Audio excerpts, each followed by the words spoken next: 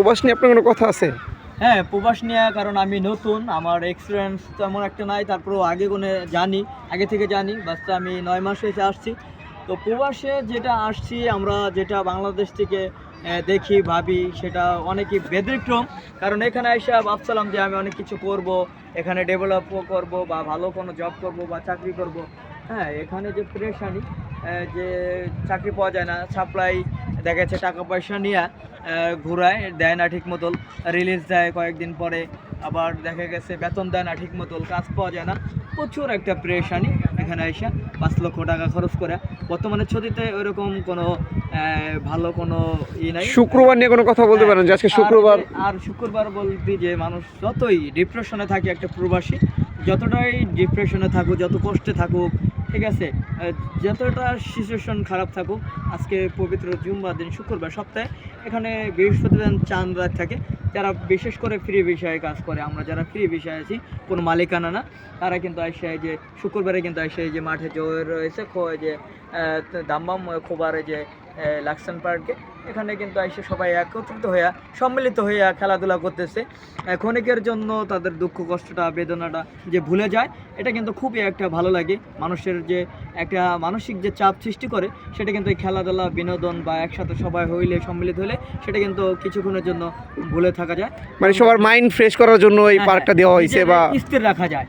বিশেষ করে কেউ কাউরে চিনে না, এক একজন এক এক জেলার, এক এক জায়গার, এক এক ভাষার, আঞ্চলিক ভাষা এক একজনের এক এক রকম, কিন্তু যখন রুমমেট থাকে বা একসাথে কাজ করে, কাজের ক্ষেত্রে পরিচিত হয়, এভাবে কিন্তু সবাই একসাথে মিলিত হয়ে তারপরে খেলাধুলা করে, করে এটা আমার খুবই ভালো লাগে।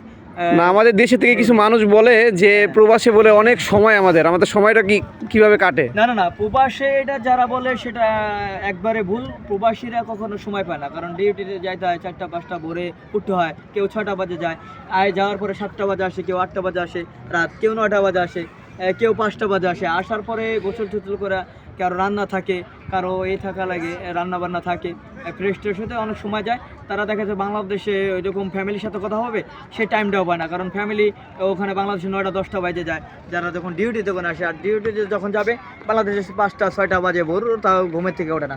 এরকম প্রবাসী ডিপ্রেশনের মধ্যে সময় সিচুয়েশন পার করে, ফ্যামিলির কিছু হইলেও ঠিকমতো জানতে পারে না, খোঁজখবর নিতে পারে না।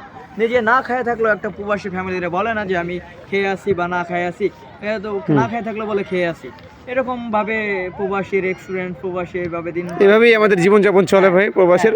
এটাই আপনাদেরকে শোনার ছিল। এখানে ডিউটি মিস দেওয়া যায় না, ডিউটি মিস দিলে ঝামেলা, ডিউটি মিস দেয় না। ঈদের দিনও প্রবাসীদের কাজ করতে হয়।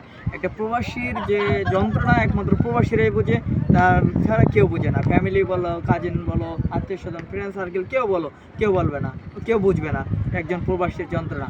তাই সবচেয়ে বেশি আমাদের মিডল ইস্ট কান্ট্রির ভিতরে আমাদের এই যে সৌদি আরবে সবচেয়ে ডিফিকাল্ট এলো জায়গা, এখানে সবচেয়ে ডিফিকাল্ট। এবং এদেশের নিয়মটা তো অনেক কড়াকড়ি নাকি? কারণ হার্ট এবং ওয়ার্কার যারা আছি আমরা, ওয়ার্ক পারমিট বিষয়ে যারা আছি, ওয়ার্কার, কনস্ট্রাকশন সাইডে কাজ করি যারা, মালিকানা না, তাদের জন্য একটু ডিফিকাল্ট, কারণ তাদের আকামা করতে অনেক টাকা লাগে, 8,000 10,000 12,000, কারো এই।